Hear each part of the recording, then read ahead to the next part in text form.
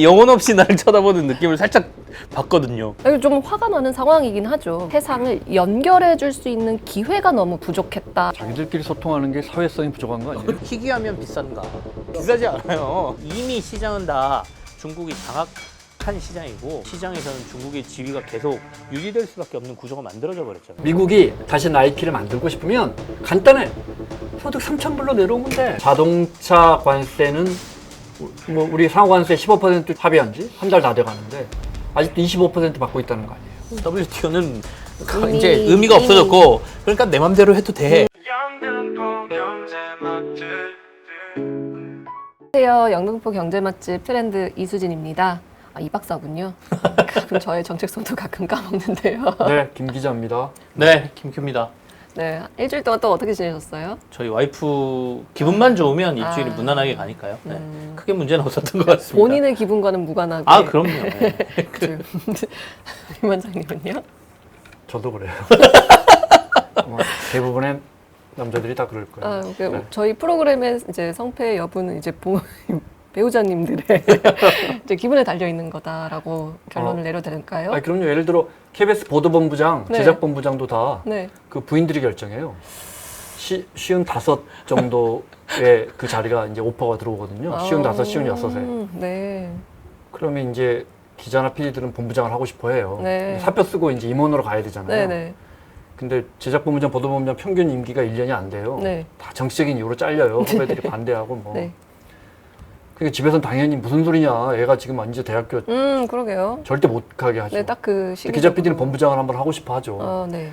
그래서 KBS의 제작본부장, 보도본부장 형수들이 시켜요. 뭐 사장이 임명하는 거는 그런 게 없어요. 대부분 세 번째, 네 번째, 다섯 번째까지 가서 네. 그게 형수가 하고 싶으면 해라. 최종 허락을 허락을. 네, 대부분. 그러니까요, 우리 여성분들한테 잘해야 된다니까요. 네, 알겠습니다. 저한테 잘하십시오. 오늘 메뉴는 되게 거창합니다. 네, 감사합니다. 네. 오늘도 오늘 서브웨이에서 점심을 저희가 마련했는데 이게 요즘에 좀 네. 핫해요. 그 핫한 이유가 뭐냐면 이게 처음에 원래는 샐러드가 이 서브웨이의 메뉴인데 요게 가격대가 좀 괜찮아요. 이게 샐러드 볼이에요? 네, 그러면? 샐러드 네. 자체인데 요게 동시에 타코에 먹으면 맛있겠다라고 사람들이 SNS에 올리면서 그게 많은 사람들 공감 없고 실제로 이제 메뉴화돼서 타코가 같이 나와서 지금 2달간 한정 판매로 해서 정말 네. 한정판 마케팅 전략을 매우 잘 하고 있는 사례다라고 보시면 될 것 같습니다. 처음에 그러면 샐러드를 만들면서 타코를 생각 못한 그 직원은 징계를 받아야겠네요. 뭘 징계까지? 아니, 저는 이게 더 귀찮은데요. 에이, 그러니까 왜 굳이 이 샐러드 그냥 이걸 팔면 되지 뭘 또 타코를 싸 먹으라고 또 타코 따로 해주고 이게 조용히 해라 난 먹겠다 약간 네, 이러신 그럼요. 두 분의 분이 얼마나- 일단 쌈을 해보시죠. 제가 좀 찍겠습니다. 근데 이게 사실 네. 모디슈머라고 하거든요. 모디파이랑 컨슈머를 합혀서 모디슈머라고 누가 봐도 하거든요. 너무 인위적이에요. 제가 한 거 아니에요. 그러니까 그 만든 사람들 뭐 자꾸 뭐 만들지 마케팅 말아요. 제가 한 거 아니에요. 하면서 네. 마케터가 한 것도 아니에요. 너무 학자가 이야기하신 겁니다. 그러니까 그 학자 너무 인위적이에요. 이야기 좀 전해주세요. 알겠습니다. 누구예요? 뭐 크루크만 이런 사람이에요? 아니면 누구예요? 일단 저는 피케티? 모디슈머 피케티요? 아닙니다. 그래서 제가 한 건 아니지만 어쨌든 뭔가 나온 제품을 네. 뭐 수정을 해가지고 뭘 맞습니다. 소비하는 거 그걸 모디슈머라고 네, 한다는 모디슈머라고 말씀이시군요. 합니다. 그래서 이것도 대표적인 케이스인 것 같아요. 네네. 한번 먹어보겠습니다. 이건 뭐죠? 아마도 돼지고기 돼지고기인가요? 아닌가? 속 일단 이게 소고기인가? 알차. 그러니까 이게 많이 팔렸던 거예요. 그러니까요. 이게 딱 봐도 샐러드가 알차. 가격도 나쁘지 않더라고요. 10,000원 정도라고 합니다. 요즘 워낙 물가 자체가 비싸니 네. 안에 되게 이거 뭐 풍성하잖아요. 그래서 요게 이거 아보카도 우리 이 갈아놓은 건가? 박사님보다 네. 우리 원장님이 훨씬 잘 이게 싸시는 거 아보카도 이게- 갈아놓은 거야? 예, 그건 탐나는데? 탐나는데? 싸서 저희 주세요. 소스는 안 넣어요? 이게 멕시코 넣었잖아요. 아, 그랬어요? 멕시코 사람들이 기본적으로 우리하고 먹는 게 닭고기, 뭐 옥수수, 고추 이런 거라. 한번 쌈 싸먹는 거죠. 이거 상추 대신에 이거 타코로 아보카도를 싸먹는 거잖아요. 넣겠습니다. 올리브랑. 아보카도가 엄청나게 환경 파괴하는 음식인 거 아세요? 네, 들었습니다. 정말? 예, 아보카도 뭐예요? 키우는데 물이 너무 많이 맞아요. 들어가서 그래서 아보카도 농장 크게 지으면 그 지역의 수원지가 다 말라버리는 이건 뭐고 이건 뭘까요? 어, 바비큐. 소스입니다. 하나 맵네. 이건 시저 같다. 전 시저를 넣겠습니다. 일단 네. 내가 여기 영등포 영정학교 와서 먹은 것 중 제일 맛있어. 아 정말요? 기대된다. 다 왜냐면- 인스턴트를 먹었잖아요, 우리가. 아니, 근데 그거 드세요, 드세요. 다 네, 식어버리잖아. 찍어드릴게요. 근데 이거 식어도 상관이 없는 거잖아. 이거 한 입에 들어가시겠습니까? 그럼요. 저 입 커요.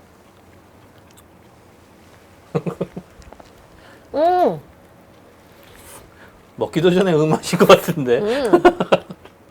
육개도 좀 먹고 네. 아니면 방송을 하던가. 아, 그럴까요? 오늘 주제 뭐예요? 저는 오늘 맛있네요. 희귀한 거, 음. 히토류 얘기를 조금 김치 해드릴까 먼저 싶어서. 이야기할까 그럼? 우리 저부터요? 먹고 있으니까. 저 아직 하나도 못 샀는데. 오늘 먹으면 되죠. 방송 아니, 타이트하게, 아니, 타이트하게. 그냥 오늘 그냥 방송 포기. 또 맛있다 그래놓고 저는 못 먹게 하면 어떡해요? 맛있어, 진짜 맛있어. 네. 그러니까 요즘 그 MZ 지난주에도 우리 MZ 얘기를 조금 했잖아요. 네, MZ 세대들 소비나 이런 거 보면 네. 되게 복잡한 걸 싫어하고 간단한 걸 좋아하는 것 같은데 지금 오늘 같은 이런 거는 이 간단하게 만들어 놓은 걸 집에 가서 또 복잡하게 먹는 거잖아요. 왜 이렇게 귀찮게 먹는지 사실 조금 이해가 안 가요. 저는 그냥 랩 해갖고 나오면 그 랩 거기서 사 먹으면 되는데 네. 혹시 랩 그런 것도 팔지 않아요? 팔죠. 근데 이게 근데- 일반화하기 어려운 게 음.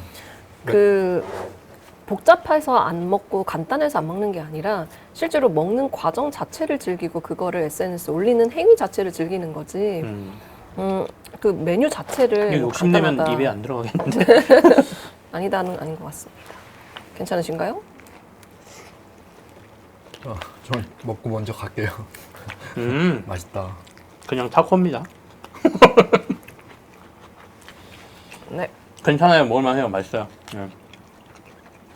팝콘은 이게 멕시코 가보셨어요? 전 멕시코는 안 가봤습니다. 말을 하지 마. 멕시코 안 가봤어요. 네, 다물고 뭐 있겠습니다. 방송하러 왔는데 말을 하지 말라고요?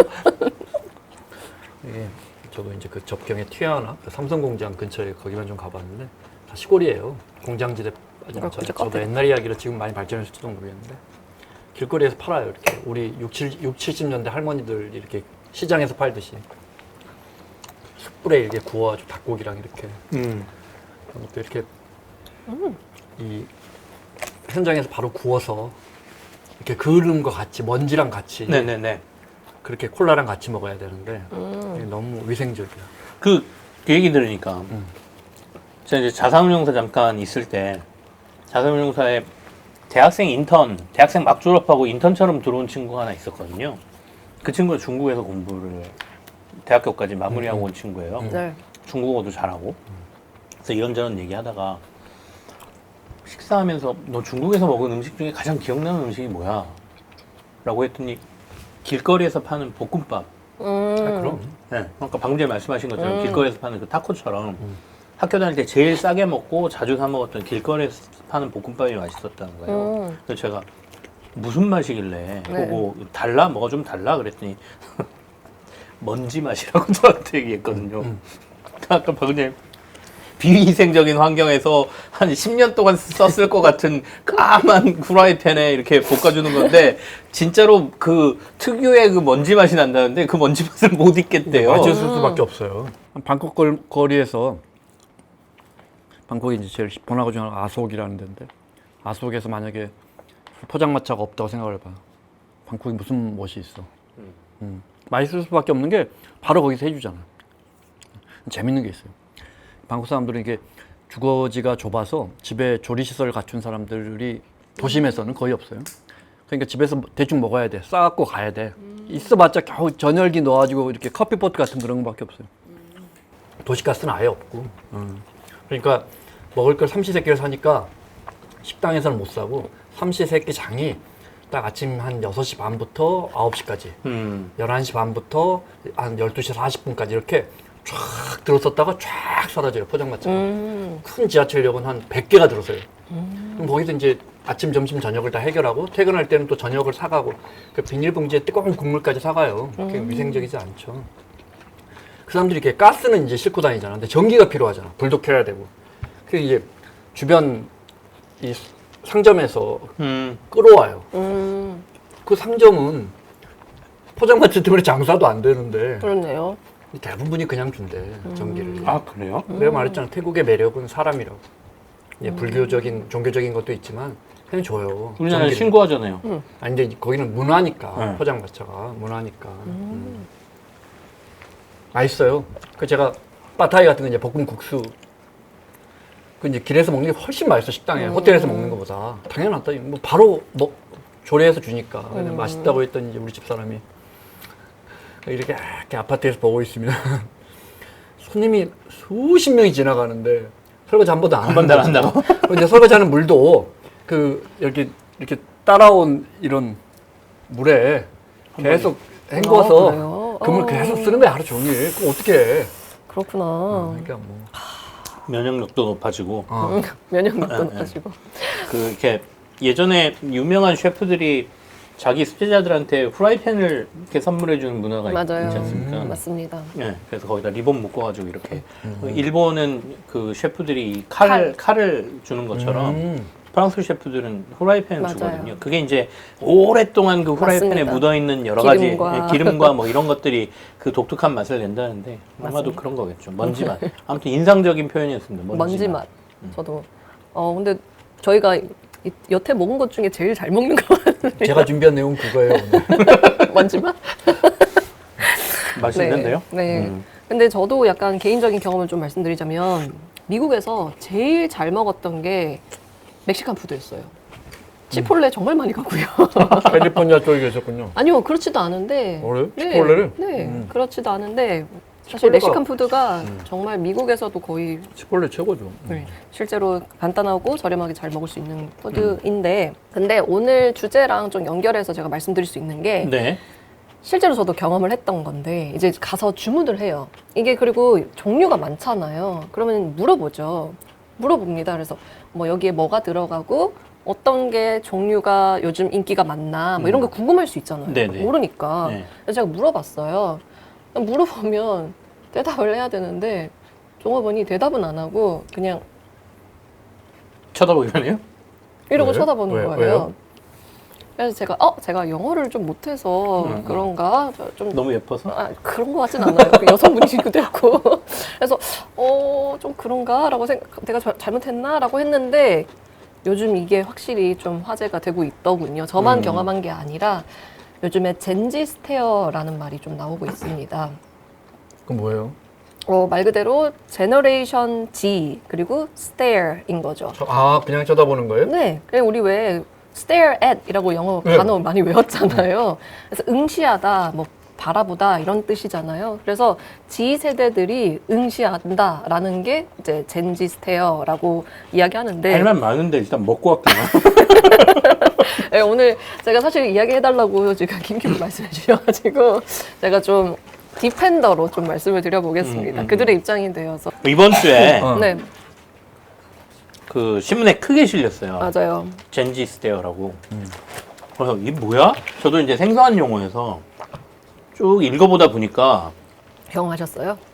이거 우리 아들하고 나하고 얘기할 때 내가 겪는 건데? 라고 하면서 이게 우리 아들만의 문제는 아니었구나 라면서 한편에서는 안도의 한숨, 한편에서는 도대체 왜들 이러는 거야? 라는. 그러니까 요즘 이제 제가 이제 그 중학생 딸, 중학생 아들, 그다음에 막둥이 5살짜리, 5살짜리는 뭐 빼고요.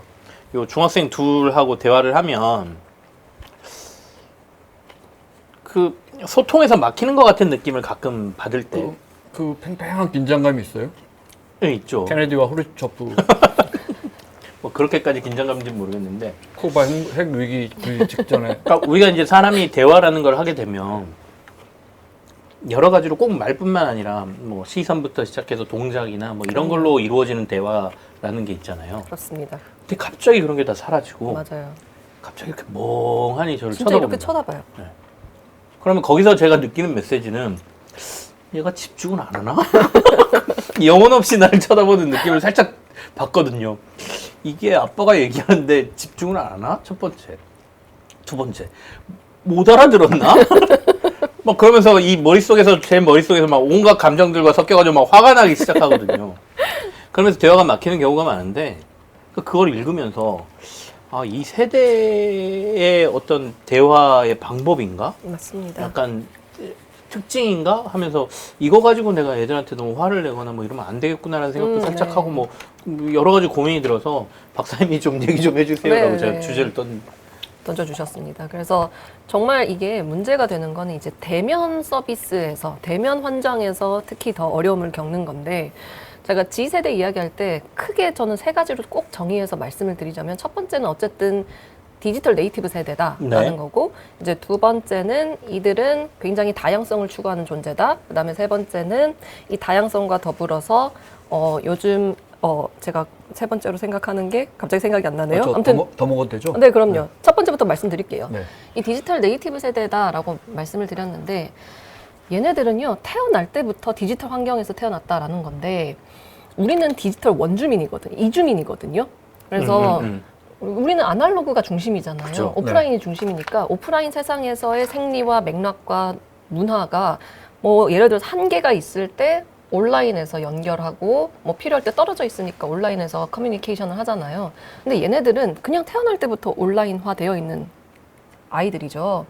그러니까 온라인의 생리를 굉장히 잘 아는 건데, 이게 어떻게 드러나냐라고 했을 때, 제가 요즘에 조금 충격적인 말을 하나 들은 게 있는데, 이게 좀 무섭긴 했어요. NPC 취급당했다라는 표현을 쓰더라고요. NPC. 취급. 그래서 실제로 검색을 해보면 NPC 하면 뒤에 취급이라는 단어가 따라와요. 키워드로. 네네. 아직 바이럴이 엄청 되진 않았는데, 이제 현장에서 그리고 사람들이 좀씩 이야기가 나오는 단어가 NPC 취급한다라는 말인데요. NPC가 뭐냐면 non-player 캐릭터인 거예요. 그래서 게임할 때, MMORPG 게임할 때 네네. 우리 플레이어가 있잖아요. 그럼 플레이어 외에 다른 요소들, 뭐 예를 들어 나무가 있을 수 있고, 새가 있을 수 있고, 구름이 있을 수 있고, 이렇게 돌아다니면서 예. 네, 그죠? 게임할 때 이렇게 툭 치면 얘가 죽거나, 뭐 몹이라고도 하죠. 그런 나의 캐릭터를 중심으로 나머지 모든 요소를 NPC라고 해요. 근데 요즘 아이들이 다른 사람들을 NPC 취급한다라는 거죠. 그래서 어떤 게냐면요. 저도 실제로 현장에서 들렸던 말을 좀 각색해서 어떤 맥락에서 이야기하는지 말씀을 드리자면, 네. 예를 들어 키오스크에서 저희가 뭐 이렇게 주문하고 있었어요. 네네네. 근데 좀 어려워요. 좀 어려워서 이렇게 좀 더듬더듬 거리고 있었어요. 근데 옆에 이제 두 명의 젊은 친구들이 오래 걸리네 이렇게 이야기를 해요. 그럼 제가 너무 당황스럽잖아요. 나한테 하는 말인가? 그래서 저한테 하는 말이에요? 라고 물어보면 아니에요. 혼잣말이에요. 한다든지 들었나 봐. 이렇게 이야기하는 거예요. 이렇게 딱 응시하면서 다 들리게 말해놓고 들었나 나 그게 제일 화나는데 말하는 실제로 게 딱- 그런데요. 응시하면서 이렇게 말해줘야지. What? 또 What까지만. What? 네. 영어는 제가 잘 못하는데 그런 건 또 잘해요. 옛날에 흑형들 동네에 좀 살아가지고 좀 화가 나는 상황이긴 하죠. 네. 기존의 우리가 커뮤니케이션 방식이라면 예의가 없다고 판단할 수도 있고요. 그런데 이거를 NPC 취급한다라고 표현하는 거죠. 왜냐하면 내가 중심인 캐릭터인데 나와 지금 같이 하고 있는 외의 사람들은 다 NPC인 거예요.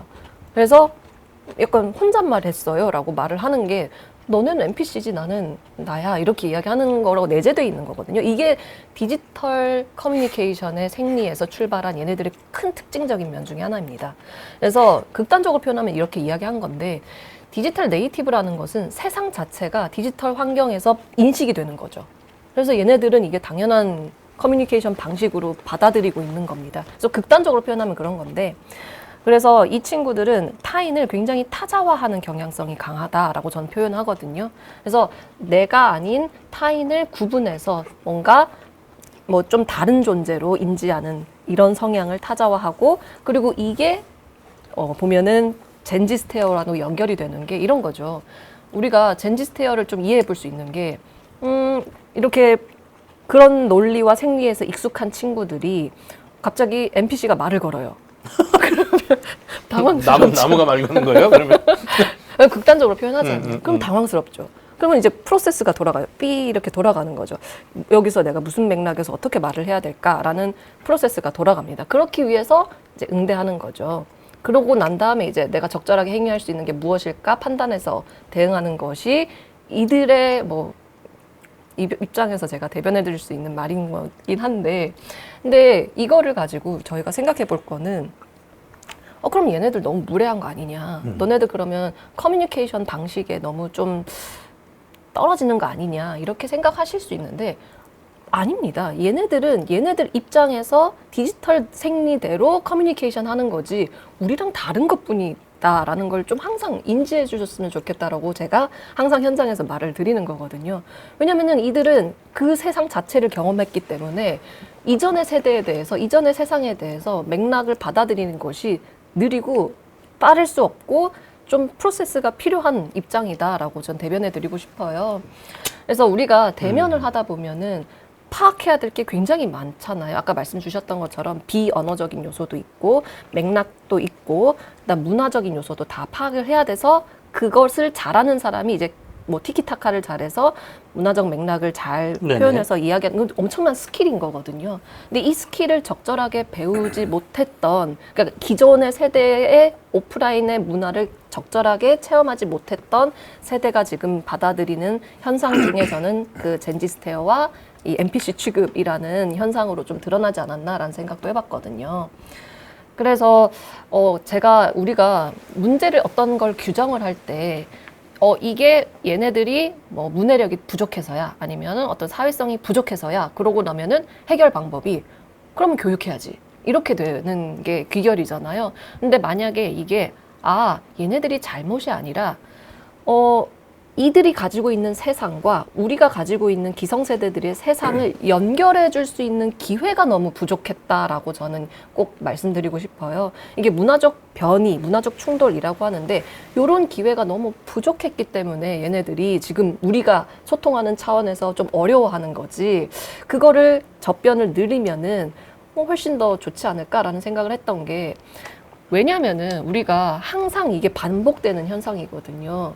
예를 들어 X세대이시잖아요. X세대가 처음 등장하셨을 때 너네 뭐니? 뭐 이런 이야기 꽤 많이 들으셨던 걸로 알고 있거든요.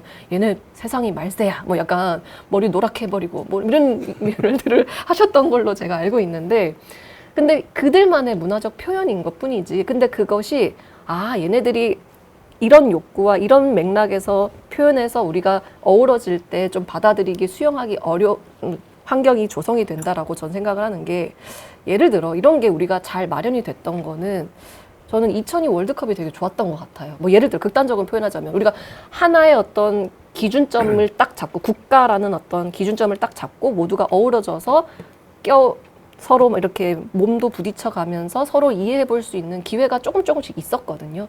근데 이 G세대들 이하의 세대들은 디지털 환경과 이 오프라인 환경에서 뭔가 어려움이 있는데 그거를 유연하게 뭔가 연결해 줄 수 있는 어떤 경험과 이벤트가 좀 많이 부족해서 나타나는 현상이지, 우리가 문제를 받아들일 때 얘네가 잘못됐어가 아니라 우리가 그걸 충격파를 완화시켜 줄 수 있는 어떤 장치가 필요했던 것 같다라는 생각을 꼭 해보고 싶습니다. 그래서 이게 어떻게 나타나냐면 문화를 향유하는 방법이라고 하는 게, 제가 또 최근에 조금 특이하다고 생각했던 건 뭐냐면은요, 야구장을 갔어요. 네. 야구장 가서 구경을 하는데 좀 다른 거예요. 뭐가 달랐냐 보면, 우리는 야구장 가면 이제 옷 다 입고 막 응원하고 소리 지르고 막 하잖아요. 막 어울리고 네. 막 이러는데 이 친구들은 왔는데 핸드폰을 해요. 핸드폰을 막 해요. 핸드폰을 해서 이제 X, 트위터를 보는 거죠. 거기서 좋아요를 막 누르는 거야. 거기서 막 흥분을 하고 누르는 거예요. 좋은 거죠. 왜냐면은 내가 좋아하는 그 선수가 여기서 했다라는 걸 올리고, 이 친구들과 저기 멀리 떨어져 있는 친구가 내가 공유하면서 소통하고 이야기하고 즐기는 거예요. 여기 현장에는 좀 얘네는 우리 같이 소리 왜 안 지르지? 뭐 약간 이런 느낌인데, 얘네는 얘네 나름대로 방식으로 소통을 하고 있는 거거든요. 그게 피어 간에는 잘 이루어지고 있는데, 이게 세대 간의 차이가 있는 조직, 대면 서비스, 이런 측면에서 문제가 드러나는 것이지, 얘네들이 사회성이 부족하다는 게 아니고 자기들 생리대로 잘 커뮤니케이션 하고 있다라는 걸 좀 알려드리고 싶었다라는 게 하나 포인트였습니다. 그래서 자기들끼리 소통하는 게 사회성이 부족한 거예요. 저도 그 질문 하려고 그랬어요. 그러니까 사회성이라는 게 이게 야구 이야기 하셔서 좀 언짢아. 어제 9회 말에 역전당해가지고 야구 이야기하는 게 조금 언짢아졌어요. 공감해요. 갑자기 공감한 거예요. 공감 안 하신다고. 내용이 정말 좋아. 공감 안 하신다고 내가 볼 때 이게 하셨잖아요. 3%보다 훨씬 재밌다. 아닙니다. 아니 그게 아니고. 아니 그러니까 일부가 이 친구들이 이래서 이러는구나라는 공감의 포인트도 있고 이해를 좀 해야 되겠구나라는 포인트도 있는데 반면에 이걸 내가 어디까지 이해해 줘야 되는 거야? 라는 것도 있는 거죠. 아까 얘기한 것처럼 우리가 공감이라는 것과 사회성이라는 게 내 세대 외에 다른 세대 또는 내 성별 외에 다른 성별 또는 국가적으로는 우리나라 사람 말고 외국 사람 이런 사람들하고 같이 뭔가를 이뤄가는 과정이 사회생활인데 거기서 우리는 이런 코드거든요. 내 코드와 다른 게 딱 들어오면 저건 뭐지? 라고 해서 나를 멍하니 이렇게 바라본다? 그러니까 이게 단순히 제가 집에서만 느끼는 게 아니라 사실 아마도 제가 회사를 안 나오고 지금 이제 프리랜서니까 저 혼자 저 하고 싶은 대로 하잖아요. 그게 아니고 직장에 남아 있었으면 저는 진짜 꼰대 중에 꼰대, 아재 중에 아재로 아니 근데 좀 각인화 됐을 것 같아요. 우리 김크랑 생각이 좀 다른데 15, 20살의 이야기를 보면 그런 것 같은데 그건 이제 X세대 이야기였지만 그 앞세대도 15, 20살에 대해서는 그렇게 인식을 했을 것 같고 25살, 30살은 좀 다른 것 같아요. 올라오면 또 사회에 나와보면 사회화가 돼버리는데 그 사회화가 조금 과거보다 늦어진 게 아닌가. 아직도 부모 품속에 좀 더 있고 온라인이나 모바일 안에 더 있다 보니까 조금 더 늦어지는데 그러니까 이 괴리가 어디서 오냐면 우리가 막 이론적인데 수많은 책에서 이런 분석들이 이루어지고 있고 지금 세대들은 무슨 생각을 하나 나가서 도대체 이 사회에 어울릴 수 있나 이럴 수 있지만 네네. 내가 사회에서 만난 20대 초 예를 들어 우리가 많이 걱정해도 프로그램 하다가 FD가 제일 어리지 20대 초반에 우리 여기자 팀장이었었는데 아이가 반포자에서 하는데 아이한테 모래랑 전극이 갖는 전구랑 그다음에 못이랑 옛날엔 우리 때는 학교 앞에 문방구에서 팔았어요 이렇게 꾸러미를. 근데 그걸 다 가져가라는데 선배 모래를 어디서 구해요? 이러고 있는 엄마가 아이는 초등학생이고 근데 그 FD가 지나가면서 들은 거야. 그 다음날 선배 이거 저희 집 앞에 모래 있어도 좀 갖고 왔는데 이런 거야. 말 하지도 않아도. 그러니까 우리 때 똑같은 거야 결국은. 맞습니다. 생각하는 건 다 똑같은 게 아닌가. 맞습니다. 이제 우리가 굉장히 이중적인 것 같아요. 저도 이런 이야기를 술자리에서 너무 많이 해요. 특히 우리 세대가. 분석하는 거 좋아하잖아요. 비판하는 거 좋아하고. 프레이머 하거든요. 우리 세대가 특히. 맞습니다. 프레이머 하거든요. 특히 이제 그게 왜 어디서 설득력이 있냐면 우리 집 애하고 똑같거든. 근데 사회로 던져지면 또 금방 사회화가 되는 것 같아요.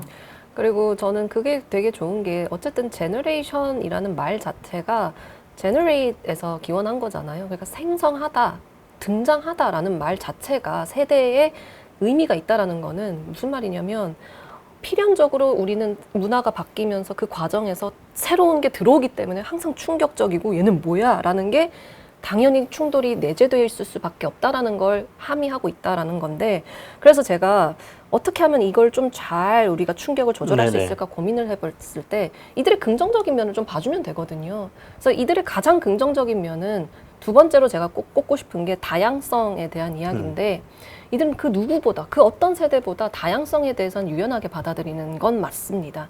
예를 들어 얼마 전에 지금 며칠 전에 사건이 좀 발생했었죠. 어떤 게 있었냐면 아메리칸 이글이라는 브랜드가 있는데 그 브랜드에서 좀 충격적인 광고를 집행을 했습니다. 네. 그 시드니 스위니라고요. 사실 걔도 97년생 젠지의 요즘 핫한 배우인데 그 친구가 이제 그 아메리칸 이글 광고 청바지 광고를 딱 나왔는데 별로 화려한 건 없어요. 근데 나레이션이 되게 담담하게 나오면서 그 나레이션에 굉장히 집중도가 포화되면서 화제가 많이 됐던 게 이런 말을 해요.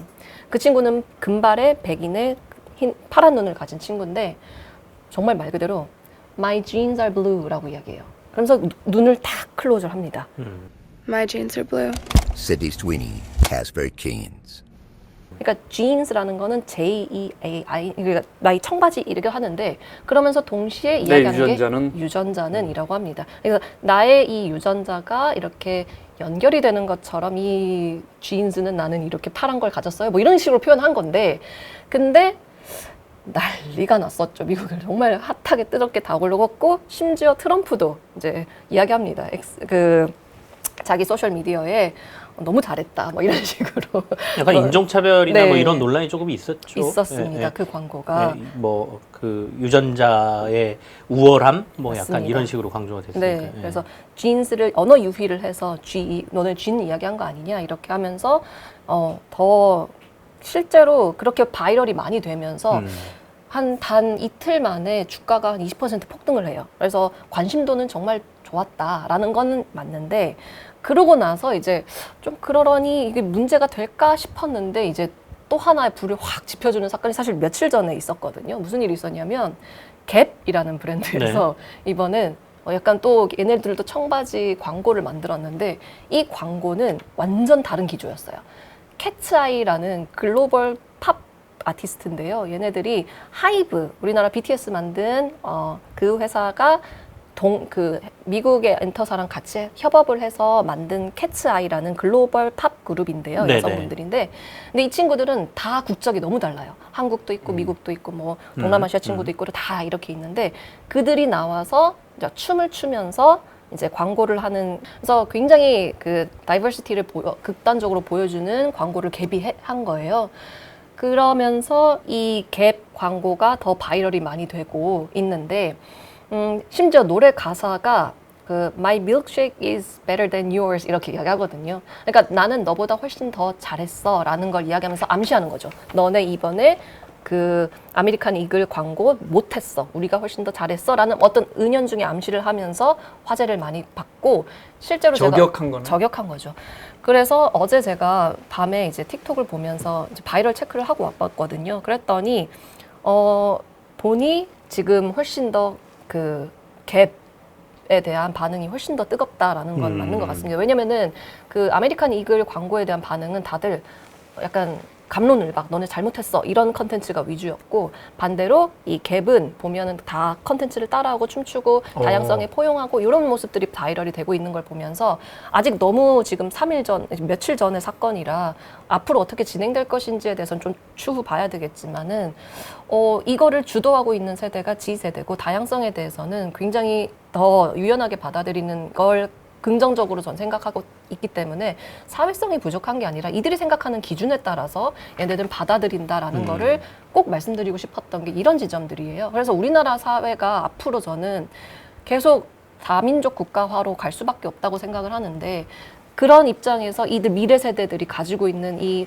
다양성에 대한 인식은 어떻게 보면 긍정적으로 우리가 어떻게 보면 받아들이고 옹호해주고 칭찬해줘야 되는 포인트가 아닐까? 그리고 너네들이 이런 관점과 이런 가치관을 가지고 있는 거에 대해서 우리도 먼저 다가갈 줄 알아야 되고 반대로 이들이 사회성이 부족하다는 것도 저는 공감을 해요. 좀 부족한 분도 맞습니다. 왜냐하면 못했으니까요.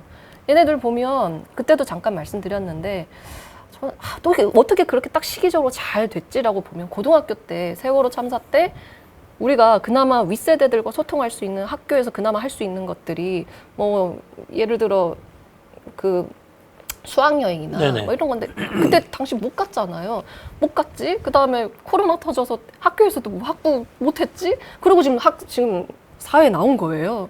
그럼 이들의 입장에서는 당연히 난 잘하고 싶고 잘하고 싶은데 모르겠어요. 일단 반응을 좀 지연하는 거잖아요. 젠지 스테어라는 게. 그래서 프로세스를 돌려서 그렇습니다. 뭐 이렇게 대화하는 거거든요. 그래서 좀 빠른 CPU를 집어넣어줘야 네, 빠른 CPU를 집어넣어야 되는데 그래서 조금 우리가 받아들일 때 제가 계속 말씀드리는 거지만 이들이 디지털 네이티브 세대다. 그리고 이들이 가진 긍정적인 면을 좀 부각해서 우리가 좀 우린 어른이니까 좀 받아들일 필요가 있다. 우리가 먼저 마음을 열어야 된다라는 걸 말씀드리고 젠지도 마찬가지인 것 같아요. 그 프로세스 돌릴 때 말을 해주면 좋잖아요.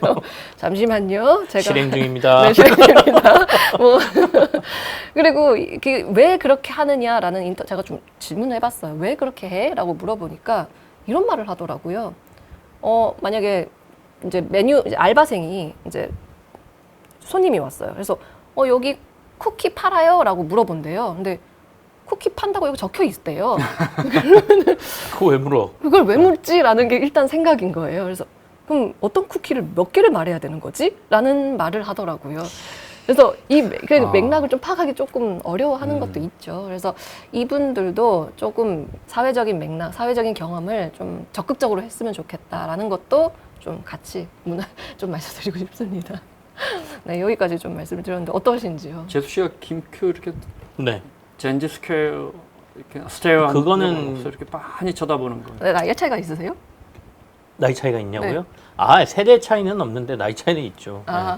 네. 근데 그 얘기는 그냥 그거는 분노의 눈빛이기 때문에 젠지 이런 게 아니고요. 그냥 분노라기보다는 타오르는 그 와이프가 이렇게 한 말도 않고 쳐다보는 건 한심하다. 옛날 뭐 저 천주교 정의기구회원 사자단에서 계엄령 나오니까 이런 성명을 발표한 적이 있었거든.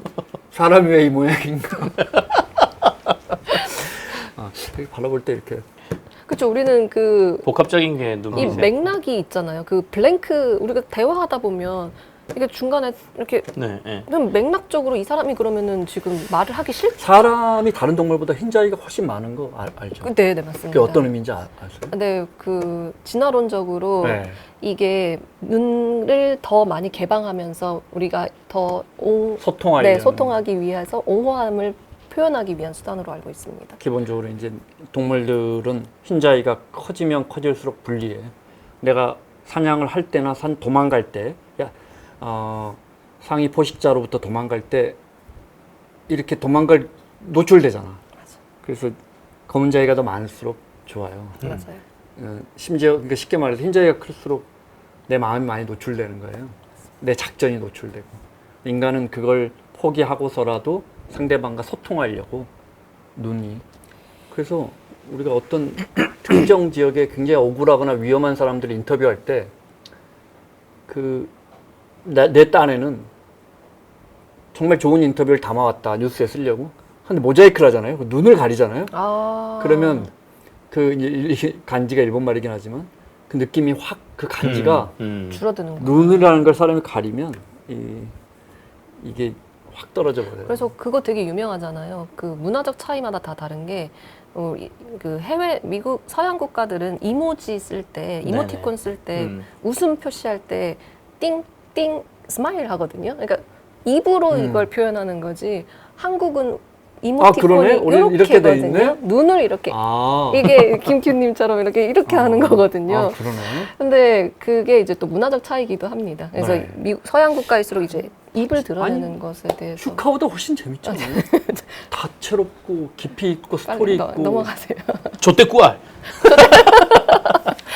좋아요. 알림 설정. 욕한 거 아닙니다. 네. 부탁드립니다. 근데 말씀하시는데 몇 네. 가지 이렇게 동감된 지난번 말씀하실 때도 그랬고, 그러니까 이 세대가 겪어온 여러 가지 경험에 의해서 얘네들이 이런 행동이 나온다에 대해서 어느 정도는 이해되는 부분이 있으니까 최근에도 보면 아까 수학여행 얘기를 하셨는데 학교들이 안전 문제 때문에 수학여행 그러니까요. 자체를 아예 안 가버리거든요. 그러니까 그 경험 자체도 이제 사라진 거고. 그러니까 저도 이제 그 젠지 스테어를 보면서 마스크를 썼던 것도 영향이 있는 거 아닌가라는 생각도 사실은 조금 들더라고요. 맞아요. 그러니까 저희하고 대화할 때도 평소에 표정부터 시작해서 뭐 눈빛 뭐 이런 것들을 다 보면서 대화하던 친구들이 아니라 눈만 그냥 보여줬던 거니까 나는 눈만 뜨고 있으면 아무 문제가 없어. 입 모양이 어떻든 내가 뭘 하든 그러니까 그거 자체가 훈련이 안 돼 있는 애들이니까 마스크를 벗었음에도 불구하고 그 당시에 그냥 이렇게 눈만 뜨고 있는 형태의 대화를 이거 하는구나. 너무 좋은 지적인 네. 것 같습니다. 그런 느낌도 좀 들고 네, 맞는 한동안 것 우리 애들도 마스크 벗기를 거부했었거든요. 그래요? 네. 그냥 자기는 쓰고 다니는 게 편하다고. 학교에서도 그냥. 맞아. 선글라스를 한 1년 동안 네, 쓰잖아요. 네, 네. 미국에 있을 때. 네. 심지어 집에서도 편해요. 맞아요. 진짜 편해요. 아마 지금 젊은 친구들이 마스크 네. 이게 끼고 있는 사람들 이게 편하다고 하는 사람들은 아마 그런 걸 거예요. 음. 반대로 이 선글라스를 끼고 있잖아요. 정말 내가 편해요. 맞아요. 내 마음이 안 드러내는. 누구한테 안 안 드러나는 들어가는 맞아. 느낌이에요. 그렇겠죠. 이것도 나의 어떤 표정이나 이런 게 안 좀 드러난다고 가려내니까. 생각했을 테니까. 그래서 그런 것들이 영향이겠구나 싶으면서도 그러니까 아까 딱 그 포인트예요. 내가 너한테 이만큼 다가가면 너네도 이만큼은 다가와 줘야지. 근데 왜 계속 나는 마음을 열고 계속 다가가는데 너네는 그 모양 그 꼴로 있는 거야? 라는 분노가 약간 포함된 듯이. 부디 마음을 열지 마라. 당신에게 마음을 열어라고 한 적이 없어요. 아니 우리 자식들한테는 열어야 될 거 아닙니까 제가. 근데 이게 문제가 이제 조직에서 문제가 많이 되는 거죠. 그러니까 이들이 사회에 딱 나왔을 때 이제 다른 세대와 소통하는 첫 그 환경이 조직과 이제 뭐 알바라는 건데 거기서 이제 문제가 되니까 그렇습니다. 네. 그래요. 재밌는 이게 이제 얘기다. 문제로 보면 분명히 문제고 네네, 네. 네. 어떤 경우 그렇지만 아까도 말씀드렸지만 그런데 알고 보니까 지 할 일 다 해. 네, 다 맞아요. 해. 예. 굉장히 답답하고 뭐 쟤 지금 뭐라는 거야? 왜 쟤는 대꾸를 안 하냐? 우리 세대 내가 뭐 실수한 거였니? 이러거든. 근데 따져 보면 할 일 다 해. 다 하니까 다시 말해서 꼰대 세대도 우리 할 일만 하면 되는 거야. 그냥 뭐 그 친구가 문화가 무슨 다르다. 생각을 하는지 뭘 이해하려고 네, 문화가 다르다. 나나 잘하자. 네, 좋습니다. 저도 희귀한 얘기 하려고. 희귀한 거 좋습니다. 히토류 얘기를 조금 할까. 그러니까 뉴스에서 아주 뭐 히토류에 대해서 뭐 크게 보도된 건 없지만 어쨌든간 미국하고 중국이 계속 대립을 하면 중국이 이른바 히토류 규제를 한다 뭐 이런 얘기가 나오니까 도대체 히토류가 뭔가 원장님은 아실 것 같고 히토류가 뭔지 아세요? 또 잘 모르겠어요. 정확하게. 히토류라는 게 이제 저희가 산업 이런 거 취재하고 그러다 보면 한 5, 6년 전에 한번 히토류 규제 얘기가 나오면서 이게 확 뜬 적이 있어요. 맞아요. 그때 이제 제가 좀 이것저것 공부해보고 하면서 아 히토류가 이런 거구나라고 알게 됐는데 저는 히토류라는 금속이 있는 줄 알았어요. 그러니까 어떤 금속의 이름이 히토류구나라고 생각을 했는데 나중에 알고 봤더니 희귀한 금속이라는 뜻 자체고 희귀한 레어. 네오비듐, 뭐 갈륨, 뭐 텅스텐도 들어가는지 모르겠는데 어쨌든 17개의 금속을 매우 희귀하다라고 해서 히토류라고 한다. 네, 17개라고 합니다. 17종. 원래 역사적으로 보면 미국하고 유럽이 전 세계 희귀한 금속 30종을 목록을 만들어 놨고요. 그 중에서도 제일 희귀한 금속 17종을 히토류라고 지정을 해 놓은 거죠. 근데 그러면 비싸거든요. 이거 히토류 굉장히 비싸게 거래됩니다. 네. 근데 희귀하면 비싼가? 저도 되게 희귀한 사람이거든요. 근데 비싸지 않아요. 별로 안 비싸거든요. 희귀하면 다 비싼가? 이걸 저희가 생각해 봐야 되잖아요. 그러면 왜 히토류는 비쌀까? 자성 때문. 그러니까 히토류가 가지고 있는 특이한 자석의 성질, 자성 때문에 히토류는 비싸고 히토류로 만들면 자석이 굉장히 초강력 자석을 만들 수 있습니다. 그래서 이 초강력 자석을 만들 수 있다는 것 때문에 히토류가 비싸진 건데 그럼 왜 초강력 자석이 필요해? 모든 건 전기. 그러니까 우리 모든 세상이 지금 전기의 패러다임 속에서 사는 거잖아요. 전기를 만들려고 해도 우리가 어렸을 때 과학 시간에 보면 코일 감아놓고 여기다 자석 넣었다 뺐다 하면 거기서 전기 생성된다고 하죠. 근데 그게 자성이 강하면 강할수록 더 많은 전류가 형성되거든요. 그러다 보니까 더 작고 센 자석이 있으면 핸드폰은 계속 작아지고 얇아지는데 여기에서도 활용할 수 있고 전자제품이 점점 첨단 제품으로 갈수록 이 히토류의 사용량은 많아지고 중요도가 높아진다는 거예요. 그러네요. 그래서 결국에는 이 초강력 자석을 만들기 위한 히토류를 확보하는 게 굉장히 산업적으로 중요해졌다. 이런 얘기가 되거든요.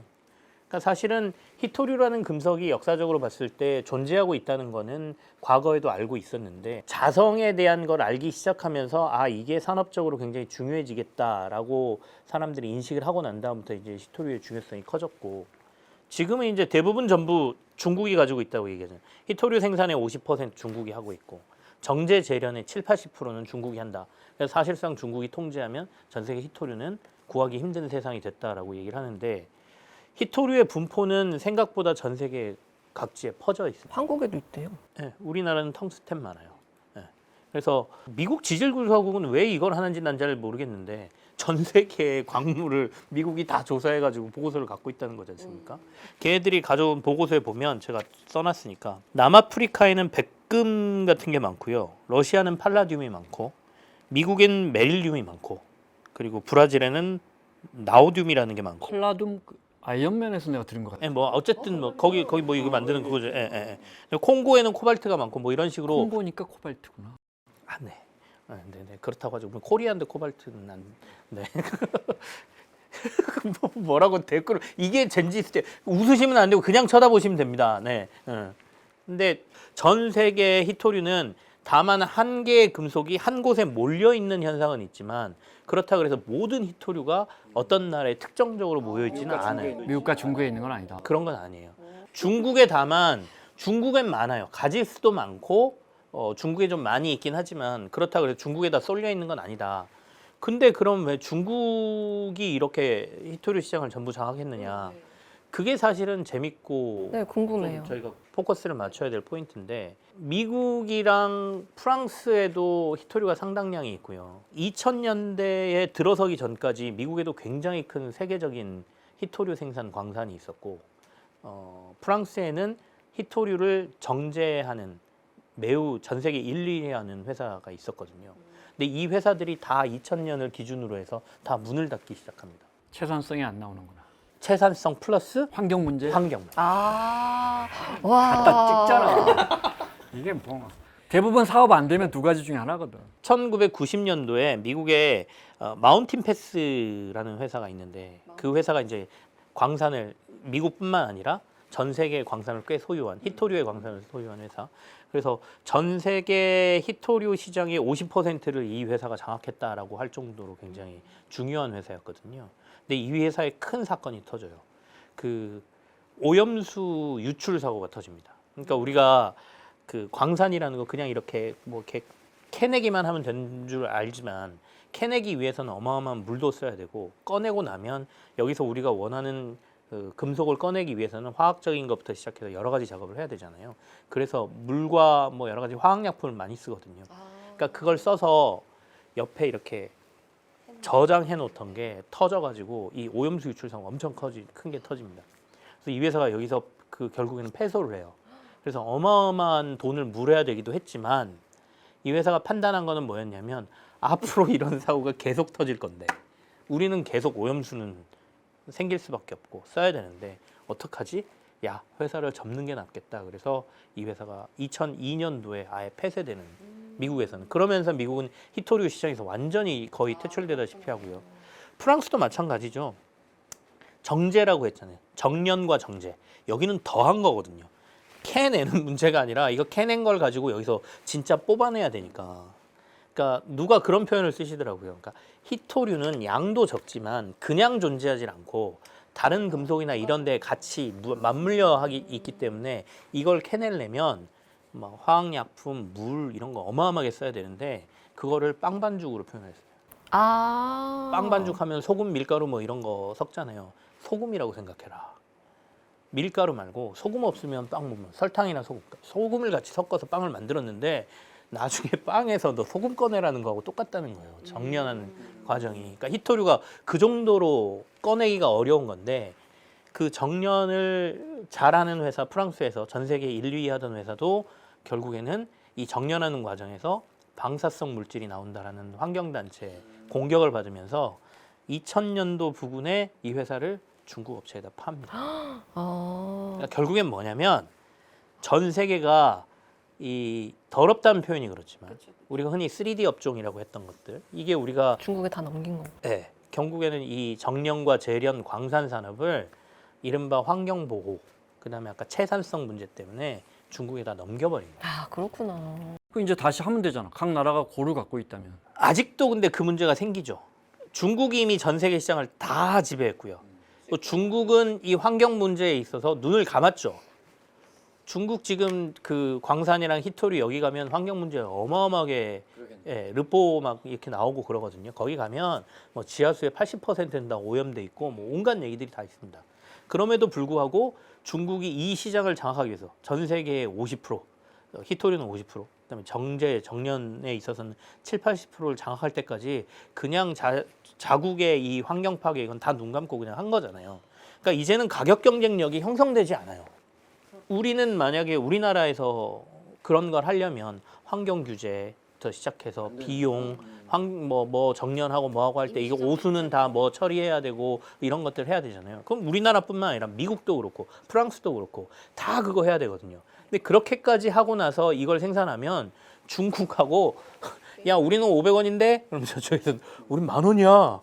전혀 경쟁이 안 되는 거죠. 그러니까 이미 시장은 다 중국이 장악한 시장이고 더군다나 아까 광물은 있더라도 이 광물을 캐내서 결국엔 정년하려면 다시 중국으로 보내야 되는 거거든요. 아, 또 중국으로. 중국이 그 시장 다 잡고 있으니까. 우리가 새로 만들려면 또 여러 환경 규제에 걸리니까. 그래서 지금 이제 다시 조금씩 해보자. 너무 중국한테 우리가 모든 시장을 내줬어라고 해서 옛날에 문 닫았던 광산들 다시 개발하고 뭐 이런 것들이 조금씩 일어나고는 있거든요. 그럼 미국 내에서도 그렇고 특히 아까 잠깐 텅스텐 얘기하셨는데 우리나라의 상동 광산이라고 영월에 텅스텐 광산이 하나 있습니다. 그 광산을 지금 우리나라 소유가 아니에요. 그래요? 예, 예. 또 중국이에요? 아니 중국 회사는 아니고 국적은 모르겠는데 글로벌 광산 회사가 이 회사를 다 사들였고요. 강원도 영월군 상동읍에 있는데 한때 세계 텅스턴 생산량의 17%를 담당했고 상동광산이 80년대 중국의 덤핑 공세에 문을 닫았고 40년 만에 다시 캐나다 기업 알몬티 인더스트리가 1,000억 원을 투자해 개발 중이다. 연내 가동을 목표로. 야, 우리나라 거 아니에요. 그러니까 이제 다시 지금 가동하는 김큐가 이야기하는 것처럼 여기저기서 해보려고 하는구나. 이거 꽤 뉴스에 보도 많이 됐습니다.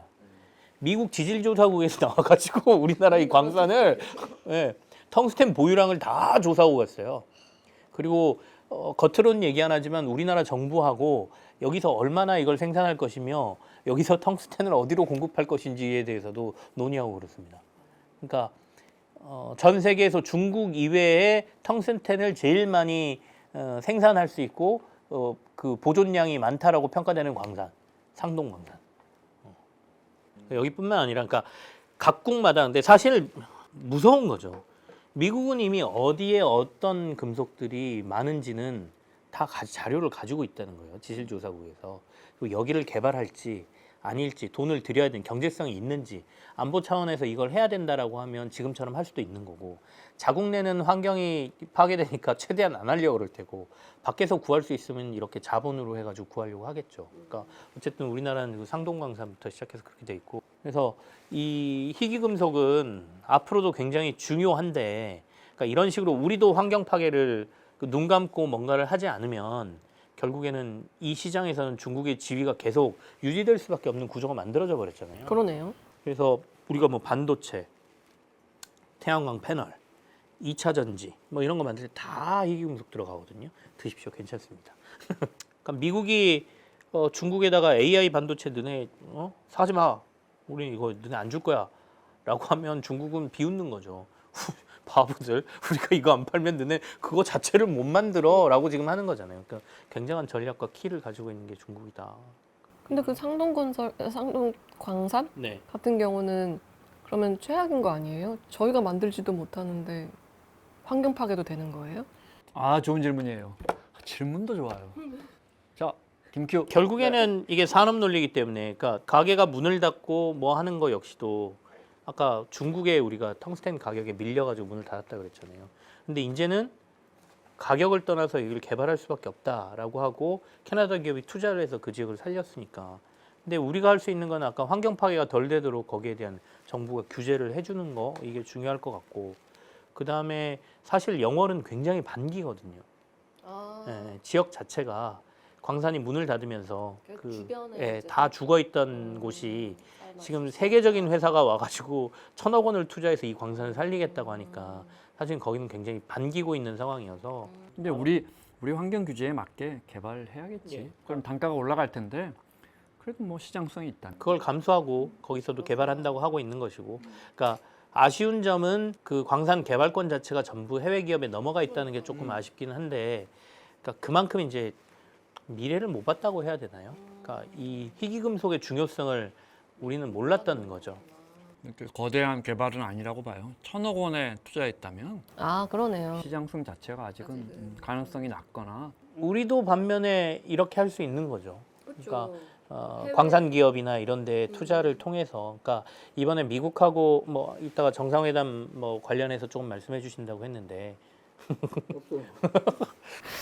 근데 그러니까 그래서 우리가 드시고 계셔. 미국 내 투자 펀드 공동으로 만들기로 했잖아요. 네, 이제 아마 그런 것들이 전략적으로 뭐 우리가 마스가 조선업만 있는 게 아니고 이런 히토류라든지 이런 걸 확보하기 위한 결국에는 첨단 기업들이 자기네들이 해야 될 기술적인 부분하고 이런 연구 자석, 초강력 자석을 만들기 위한 이런 데 필요한 히토류 확보 이런 게 필요하거든요. 그러면 다 같이 어떤 광산에 대한 투자, 뭐 전 세계 어느 지역에 대한 개발 뭐 이런 것과 관련돼서도 플랜이 있을 거라고 보고요.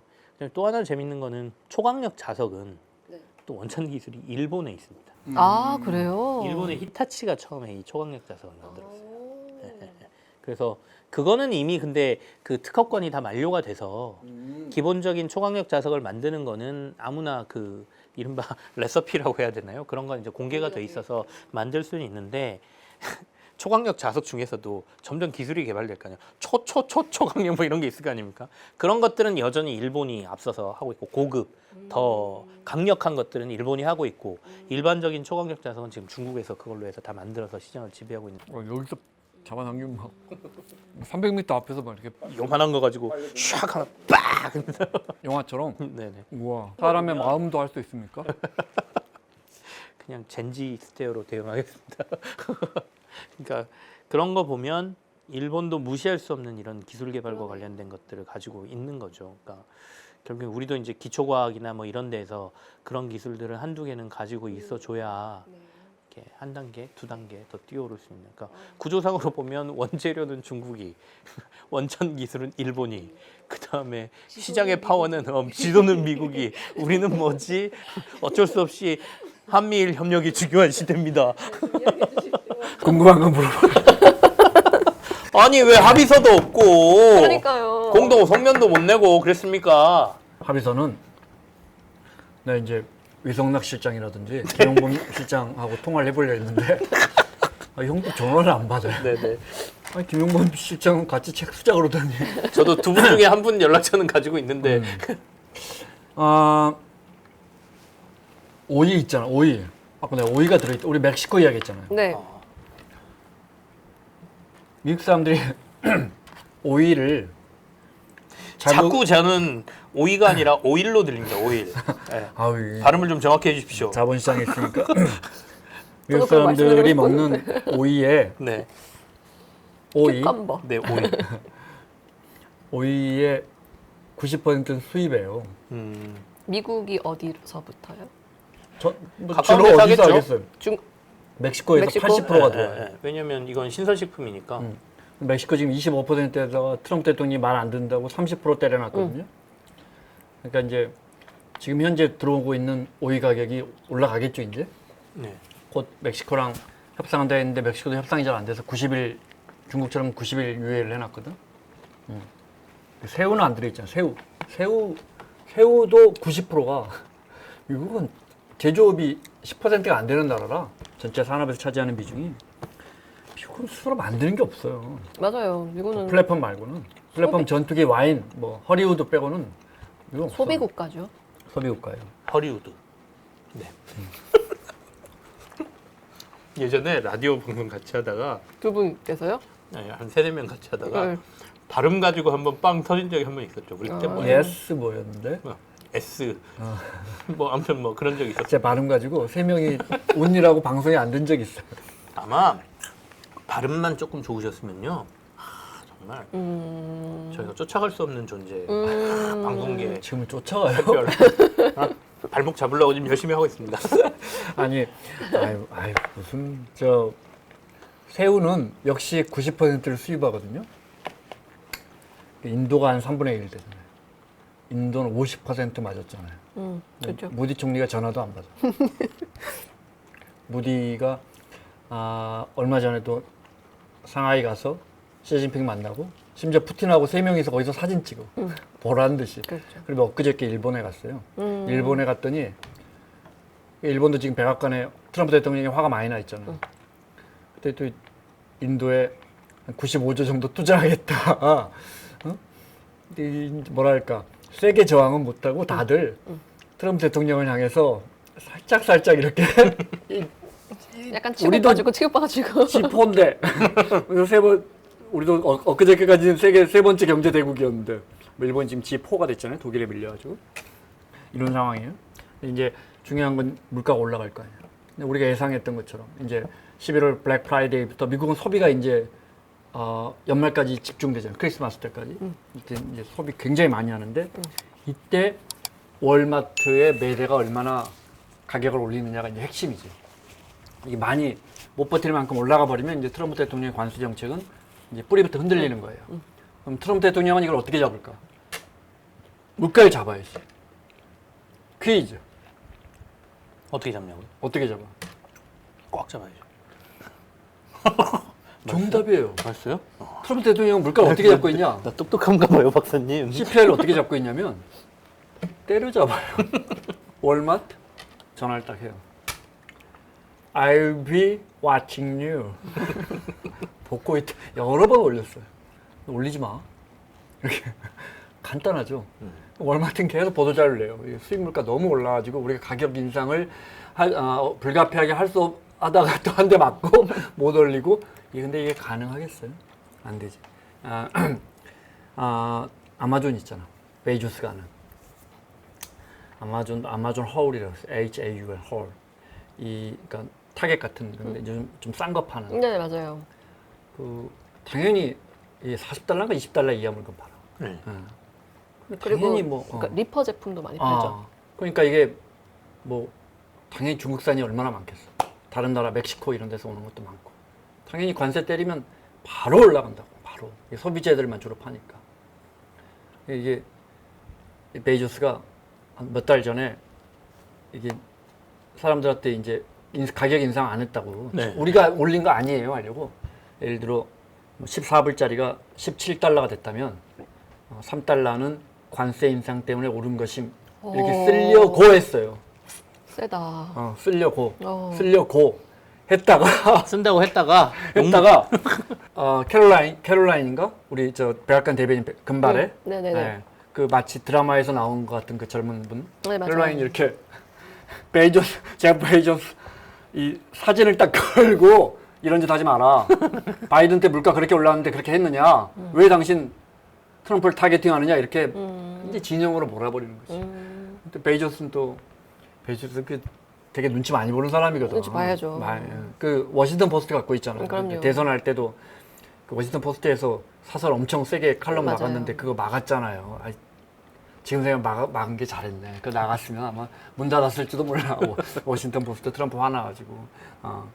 지금 뭐랄까 트럼프 대통령이 지금 이게 이제 외환시장이라면 구두 개입으로 하고 있는데 제가 우스갯소리처럼 말씀드렸지만 얼마나 버틸 수 있겠어. 이게 무역이란 도대체 새우를 왜 인도까지 가서 사 먹어? 인도에서 수입하냐고. 그게 이익이니까.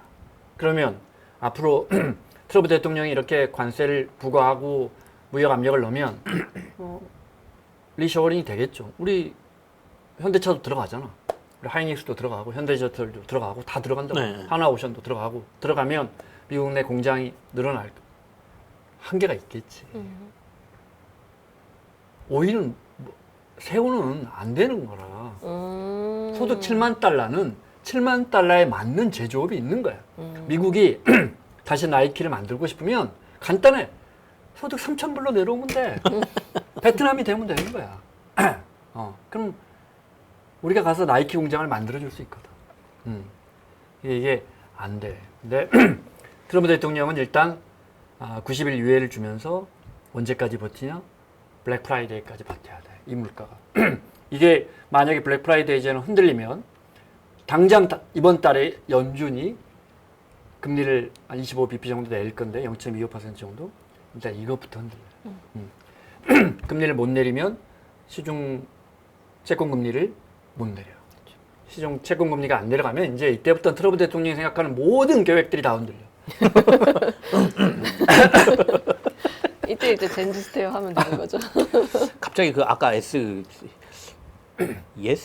we can을 맞아.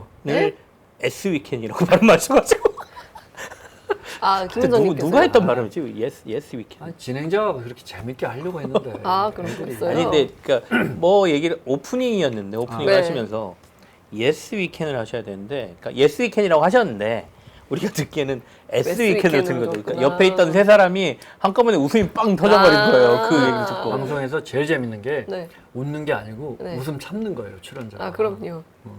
그때 재밌었는데. 네. 그래서 시중에 금리가 올라가면 기본적으로 뭐 일단 국채 금리 올라가면 미국은 돈을 빌려야 되는 나라거든. 미국 정부는 그러니까 돈 빌리는데 돈 많이 들어가지. 그 동안에 빌려둔 어마어마한 미국 나라 빚에 대한 이자 올라가지. 이게 뭐 감당이 안 되니까 이제 여기서 이게 흐트러진다 하는 것이고 앞서 이야기한 것처럼 합의서 부분은 네. 서로 생각이 달라요. 지금 이제 자동차 관세는 뭐 우리 상호관세 15% 쫙 깔아주기로 했잖아요. 그거 벌써 한 달 됐지 않았어? 합의한 지? 한 달 다 돼가는데 아직도 25% 받고 있다는 거 아니에요. 트럼프 대통령이 우리 합의서가 없으니까 행정명령이라도 내려줘야 되는데 그러니까 일본은 우리보다 우리는 FTA가 원래 0이었거든요. 일본은 2.5% 자동차 받고 있었는데 거기에 15%를 올렸잖아요. 그러니까 근데 그러면 일본도 15%를 하기로 했는데 원래 25%를 했다 깎아준 거 아니에요? 다 15%로. 그러니까 지금 27.5% 그대로 자동차를 하고 있는 거야. 그러니까 지난 석 달 동안 우리는 거의 매달 우리가 미국에 제일 많이 수출하는 게 자동차하고 자동차 부품이거든요. 이게 한 34%니까 딱 3분의 1이 우리가 자동차를 미국에 수출해요. 근데 이게 한 6, 7, 8월 보니까 많게는 한 20% 정도 줄었더라고요. 근데 앞으로 이게 계속될 것이냐? 이제 밀어내기도 하고 하지. 뭐 현대차가 바본가? 이게 뭐 미국에 보낼 차인데 미국의 관세가 높아졌으니까 아이고 이 차 그럼 다시 분해해서 쇠로 만들까 이러진 않을 거 아니에요. 이거 좀 밀어내게 해서 호주도 좀 팔고 뭐 이렇게 할 거 아니에요. 일본은 30%나 줄었어요. 판매량이. 트럼프 대통령이 계속 안 해줘. 내가 볼 때 일부러 안 해주는 거지. 합의했다고 말하고. 그러니까 이번에도 우리 가가지고 합의문을 쓰고 싶은 거지. 그런데 트럼프 백악관 쪽은 그래 그러면 15%로 쓰자. 그리고 이렇게 최애국이라고 해서 그러니까 의약품하고 반도체 이거는 이제 뭐 우리가 15%다. 그러면 뭐 스위스는 갑자기 13%가 된다. 그러면 우리도 무조건 13%로 낮아지는 거예요. 우리 최애국 대우해 준다면서 그것도 여기다 한 줄 씁시다. 한 이런 이야기 바뀌니까 트럼프 대통령은 하고 싶지. 근데 이제 백악관 쪽은 뭘 원하느냐? 그럼 3,500억 달러 투자하는 것도 적읍시다. 이렇게 하는 거지. 근데 이게 이제 우리랑 생각이 다르다고 알려져 있잖아요. 우리는 이제 돈 내는 건 아니잖아요. 우리가 그런 돈이 어딨어요. 이런 거고. 미국은 러트닉 상무장관이 그날 우리랑 협상한 다음날 국무회의 트럼프 대통령이 79살인데 국무회의 3시간 20분씩. 정말. 영비어천가 옆에서 계속 한마디씩 해주던데. 맞아. 러트닉이 영비어천가 하면서 그리고 저 한국과 일본에서 9천억 달러 주기로 한 거 우리 인프라에 현금으로 인식. 설마 우리가 9천억 달러를 일본도 그 돈이 어디 있어요? 알면서도 저러는 거야. 그 주기로 한 걸로 우리 인프라에 투자하겠습니다라고 트럼프 대통령 기분 좋은 이야기를 막 이렇게 해주는 거야. 그러니까 이제 완전히 동상이몽이니까 합의서가 쓰려고 해도 합의서가 안 나와요. 일본은 훨씬 심해. 일본은 분명히 15%라고 했잖아. 우리는 한미 FTA 했으니까 0이니까 0에서 15%를 더하던 한국은 무조건 상한선이 15%야. 뭐 품목별 관세는 또 따로 있어요. 철강 뭐 이런 건 50% 때려놨고. 이건데 일본은 그 전에 받던 관세가 있잖아. 뭐 의류는 뭐 6%다. 그러면 여기에 15%를 더하는 거야. 백악관이 또 이렇게 나와. 그러니까 일본 또 난리가 난 거야. 일본 사람들 지금 가뜩이나 이시바 총리한테 열받아 있는데 다 줬다고 생각하고 5,500억 달러가 어딨니? 특히 일본의 젊은 세대는 미국의 말 무조건 들어야 한다. 원폭을 경험한 세대가 아니기 때문에 미국이 별로 무섭지도 않아. 근데 우리가 왜 자꾸 이렇게 퍼줘야 되지? 우리 먹고 살기도 너무 힘든데? 이런 생각을 갖고 있는데 근데 또 이제 이런 이야기가 나오니까 경제 재생산상인가 그렇지. 네. 우리로 따지면 이제 뭐 재무장관 뭐 이런 기재부 장관 뭐 이런 건데 미국 가서 이제 합의문 또 하려다가 엊그저께 비행기 타려다 또 왔어요. 그러니까 우리보다 훨씬 복잡한 거야. 근데 그 중에 하나만 이야기가 길어졌는데 하나만 생각해 볼 게 하나 있어요. 어쩔 수 없이 퍼줘야 되는 싸움이고 덜 퍼주냐가 이제 우리 프론트 라인이잖아요. 그죠? 그리고 이제 3,500억 달러 여기 이제 에너지까지 1,000억 달러 사줘야 되는데 이 자꾸 현금 달라고 하는데 우리는 이거 융자나 융자 보증이다 이러고 있는데 일본도 마찬가지고 하나 잘 생각해 볼 거 있어요.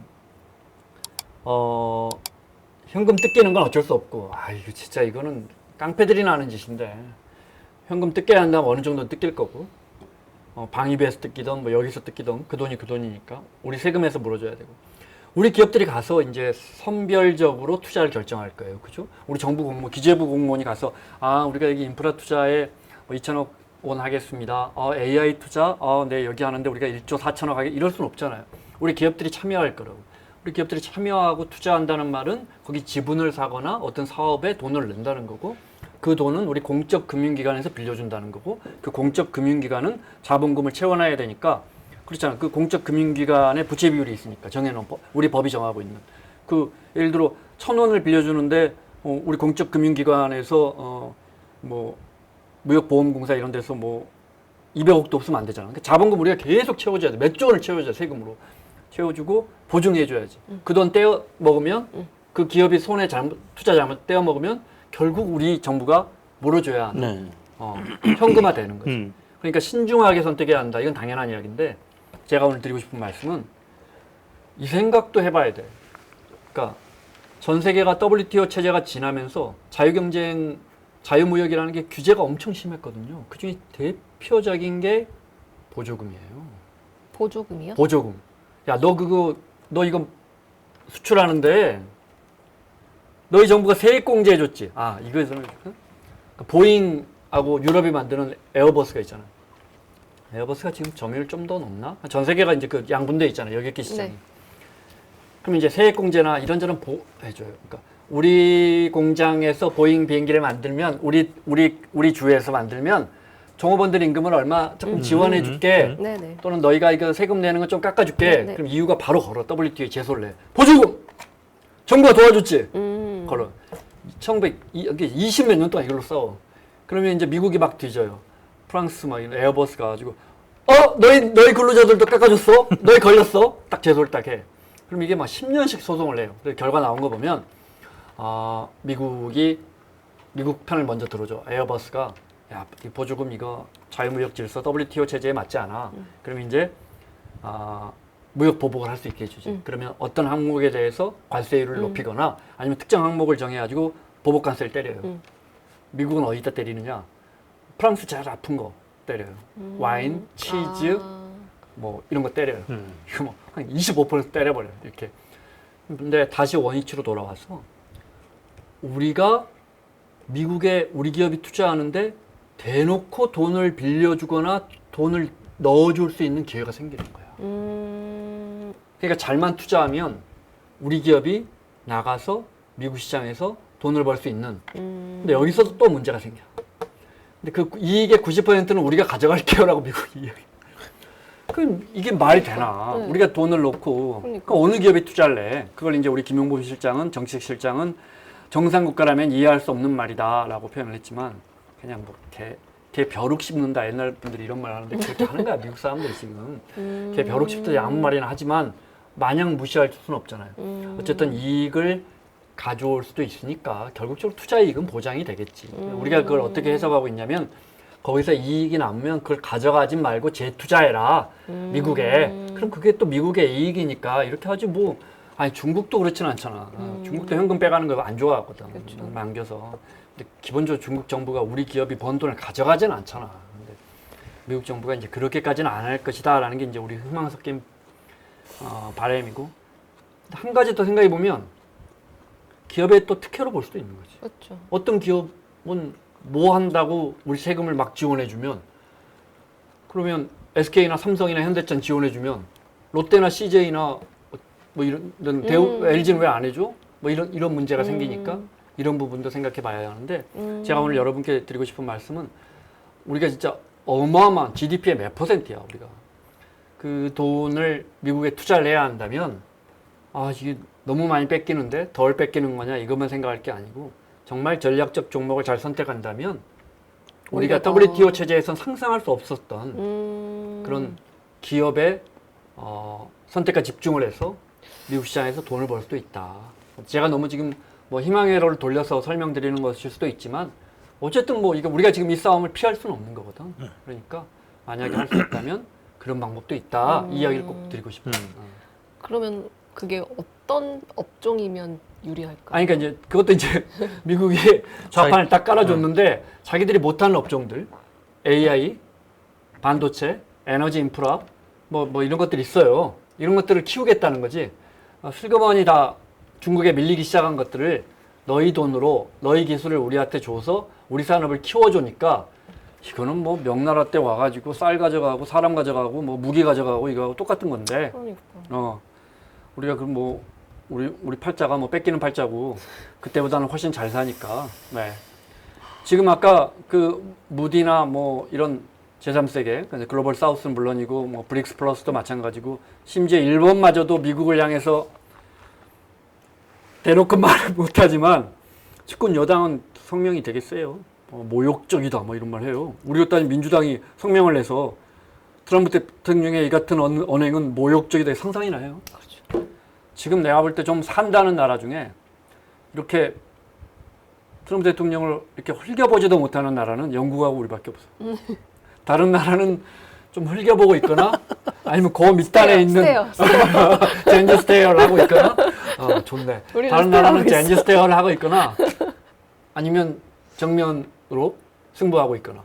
그런데 정작 트럼프 대통령이 이 관세 전쟁을 시작한 핵심 국가인 중국은 정말 전화도 안 받고 있고 미국의 교역 국가들이 이제 수입으로 따지면 멕시코가 제일 많고 교역으로 따지면 뭐 멕시코, 캐나다, 중국, 이렇게 독일, 일본, 한국 이렇게 쭉 내려와요. 근데 이제 그 한국 윗상단, 일본은 우리보다 조금 더 괴기고 있고 그 윗상단은 극렬하게 저항하고 있다.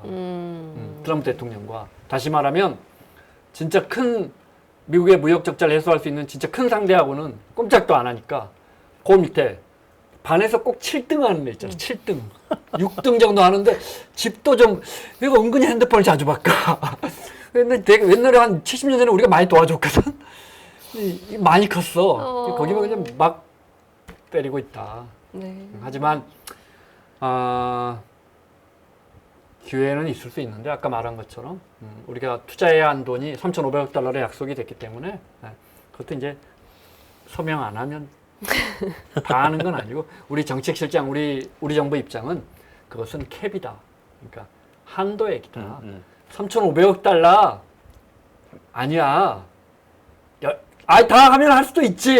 그거 아니야. 라고 말하는데 백악관의 생각은 전혀 다르거든요. 이렇게 한번 확 쳐다보면 우리 김용범 실장은 그 언제 내려와야 할지도 몰라요. 나하고 같이 책 써야 할지도 몰라요. 네. 그러니까, 서명 안 하는 게 그 우리한테 도움이 될 수도 있다고 저도 그렇게 얘기했거든요. 그러니까 트럼프 대통령이 네. 계속해서 자동차 관세를 버티게 모성을 놔둬버리고. 우리도 가져가는 게 아직 그리고 뭐 서명하면 뭐예요. 돌아서서 트럼프가 다 무시하고 딴 거 얘기하면 다시 돌아가는데 정말 본질적인 문제예요. 네. FTA는 한미 FTA는 서명이 없어서 지금 철강 50% 때렸다 그랬잖아요. 그거 다 트럼프 일기 때 그때 다시 다 해가지고 한국은 그럼 요만큼만 쿼터 줄게 요것만 무관세로 해 나머지는 다 엄청 고관세 때린다 이거 다 트럼프 행정부터 약속하고 다 서명한 거예요. 그러니까 역사적으로 다 준비를 굉장히 미국도 오래 해온 게 WTO에서 국제분쟁위원회라는 게 있거든요. 아까 얘기한 대로 너네 보조금 줬지 뭐 어쩌지 뭐 이거 가지고 누가 걸면 거기서 모아가지고 야 이거 너네 뭐 하니까 뭐 어떻게 해라고 조정해주는 위원회가 있어요. 거기 위원들 선정을 해야 되는데 미국이 그 위원 선정 안 해주고 뒤로 계속 빠져 있었다는 거 아니에요 몇 년 동안. 그래서 그 국제분쟁위원회 자체를 무력화를 일단 시켜놨어요. 지금 거의 문 닫았어요. 네. 그러니까 WTO에서 문제를 삼아도 거기로 들어가봤자 거기에 위원들이 없기 때문에 분쟁 조정이 안 되니까 WTO는 이제 의미가 없어졌고 그러니까 내 맘대로 해도 돼. 그러니까 막 관세 여기다 때리고 뭐 이렇게 해놓은 상태여서 지금 뭐 어쨌든 뭐 그런 대로 잘 선방하고 갔다. 제가 라디오에서 그렇게 표현했거든요. 우리가 축구로 치면 원정 경기 글로벌 1등 팀하고 원정 경기 하러 들어가가지고 근데 또 원정 경기하는 팀이 이번에 감독이 바뀌었는데 감독이 뭐 반칙부터 시작해가지고 변칙 공격 이런 거 서슴없이 자기네 홈팀에서 하고 있는데 거기 들어가갖고 야 무승부하고 나오면 진짜 잘한 거 아니야? 약간 이런 느낌으로 이번에 하고 왔다. 나는 너무 좋은 비유 같아요. 똑같이 어떻게 평가하냐고 해서 그 라디오 채널에서 MBC에서 네. 나는 이렇게 말했는데 정말 선방했지만 골을 넣지는 못했다. 그러니까 무승부 정도면 우리가 승점 1점만 따고 와도 막 박수 쳐주잖아요. 약간 이런 느낌으로 받아들여야 되고 앞으로도 잘 방어해야죠. 약간 이런 거고. 그다음에 최소한 내년 11월 중간 선거까지는 트럼프 네. 대통령이 계속 할 거. 우리가 합의서 쓴 거 그 아무 의미도 없어요. 그러니까요. 계속 방어해야 돼요. 네. 그리고 약간 좀 투자는 어디다 해야 되냐 그러면 어디가 좋냐 뭐 결국엔 정해져 있는 것 같아요. 이미 조선업은 우리가 한다고 했고 그쵸. 거기하고 서로 이게 맞으니까 오케이 해가지고 가는 거고 그냥 미국이 또 하나 중요하게 생각하는 게 이제 반도체 반도체. 제조니까 그건 뭐 삼성이 가서 SK하고 어떻게든 할 테고 그다음 또 하나가 또 삼성 걸려 있어요. 그렇죠. 제약바이오. 제약. 네. 그러니까 의약품도 사실은 생산하는 시설이 미국에 전혀 없거든요.